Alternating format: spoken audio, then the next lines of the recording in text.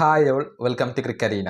Chennai Super Kings പതിയെ സെറ്റായിക്കൊണ്ട് വരുന്ന ഒരു സമയമാണ് ഇത്.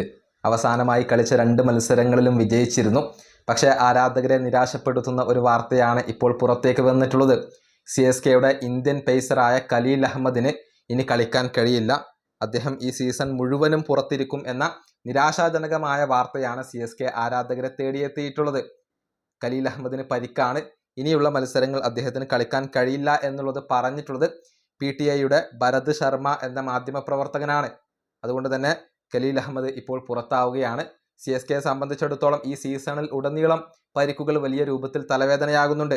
നഥാൻ എല്ലിസ് IPLൽ നിന്നും ആദ്യം പുറത്തായി. പകരം കൊണ്ടുവന്ന സ്പെൻസർ ജോൺസണും പരിക്കാണ്. അതുപോലെ തന്നെ ഡിവാൾഡ് ബ്രെവിസിന് പരിക്ക് മൂലം 3 മത്സരങ്ങൾ നഷ്ടമായി. ധോണിക്ക് ഒരുപാട് മത്സരങ്ങൾ ഇപ്പോൾ നഷ്ടമാകുന്നു. ഇതിനൊക്കെ പിന്നാലെയാണ് ഖലീൽ അഹമ്മദിനെ കൂടി CSKക്ക് നഷ്ടമാകുന്നത്. പകരം ആരെ ഉപയോഗപ്പെടുത്തും എന്നുള്ളതൊക്കെ കാത്തിരുന്നു കാണേണ്ട കാര്യമാണ്. CSKക്ക് വേണ്ടി 5 മത്സരങ്ങളും കളിച്ച താരമാണ് ഖലീൽ അഹമ്മദ്. വിക്കറ്റുകൾ അദ്ദേഹം വീഴ്ത്തിയിട്ടുണ്ട്.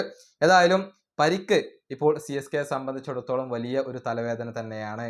ഈ വീഡിയോ അവസാനിപ്പിക്കുന്നു. അടുത്തൊരു വീഡിയോ കൊണ്ടും കാണാം.